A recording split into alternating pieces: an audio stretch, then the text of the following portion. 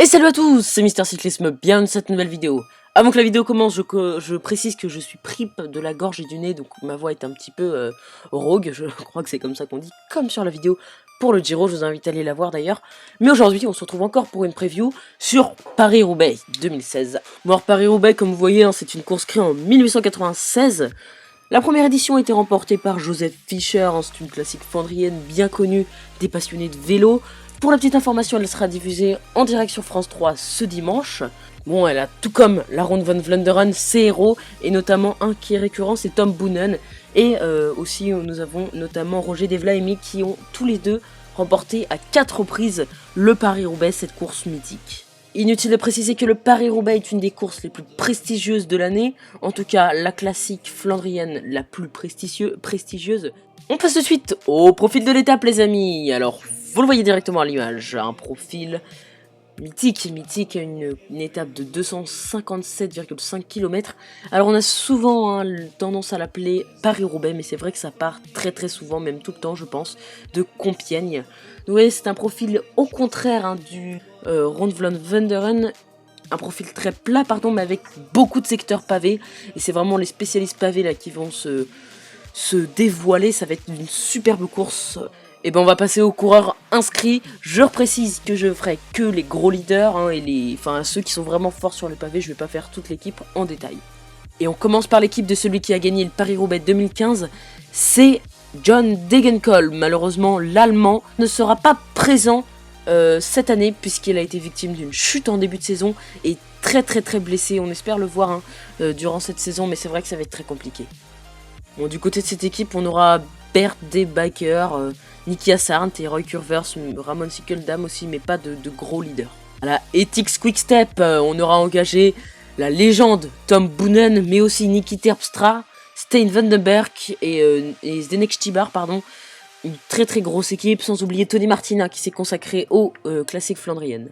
Pour la BMC Racing Team, on a engagé Jean-Pierre Drucker, Marcus Burghardt et Stefan Kung. À l'Astana, bien sûr, Lars Boom. À la Jam Sackling, Heinrich Hausler. À l'Orica, Jens Kökeler.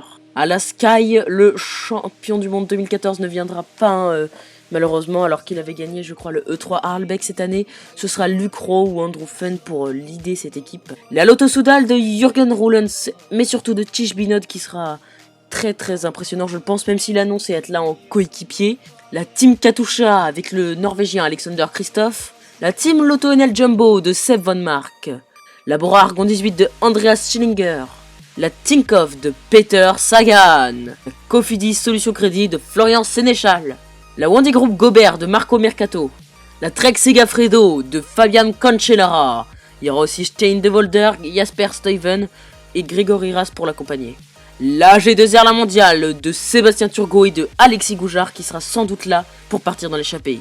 La FDJ orpheline de son leader Arnaud Desmar, qui sera emmené donc par Mathieu Ladanius. Fortunéo Vital Concept du champion de France Steven Tronet. La Direct Energy avec son doyen et l'expérimenté Sylvain Chavanel. La Top Sport Vlaanderen baloise avec Preben Van Ecke. La Team Dimension Data avec Mark Cavendish et EBH Edvald Boysenhagen. La Lampre Merida de Davide Cimolai. La Movistar de Imanol Ivriti. La Cannondale avec Sébastien Langeveld. La Delco Marseille-Provence KTM avec Michael Aristi. Et voilà les amis, c'était la présentation des playlists en entière avec tous les leaders, mais parlons un peu de favoris. Alors je vais sans doute en oublier, mais je pense que Fabian Cancellara, déjà celui est obligé, Tom Boonen, Niki Terpstra, Zdenek Stybar. On aura aussi, pour jouer les tout premiers rôles, Lars Boom notamment. On aura aussi Peter Sagan bien sûr, Jürgen Roelens, Tige Binot, Alexander Kristoff, Seb Van Mark. Puis c'est à peu près tout. Ensuite on aura des petits électrons libres, petits non, ils sont quand même assez impressionnants comme Florian Sénéchal ou Edvald Boysenhagen, Sébastien Turgot, Alexis Goujard, Mathieu Ladanius. Voilà, des coureurs comme ça, j'espère ne pas trop en avoir oublié. Mes attentes pour ce Paris-Roubaix, je m'attends à un Sagan des grands jours, après avoir remporté les 2 dernières classiques pavées. J'espère vraiment qu'il sera là pour jouer les tout premiers rôles, mais aussi j'espère un superbe baroud d'honneur de Fabian Cancellara, celui qui participera au Giro. J'espère vraiment qu'il sera là pour nous vendre du rêve, parce que j'ai vraiment envie de le voir gagner. Ça lui convient mieux qu'un Ron van Vlanderen, il y a un peu moins de côte, même si on sait que Fabien Cancellara est un très bon puncher. Comparé à Peter Sagan, il est quand même inférieur. Je pense honnêtement que si Fabian est fort aujourd'hui, demain, après-demain, il pourra aller la chercher. Puis aussi, faut pas oublier Tom Boonen, hein, qui lui aussi sera très fort. Et ses coéquipiers, voire co-leaders d'NXT Bar et Nikki Terpstra.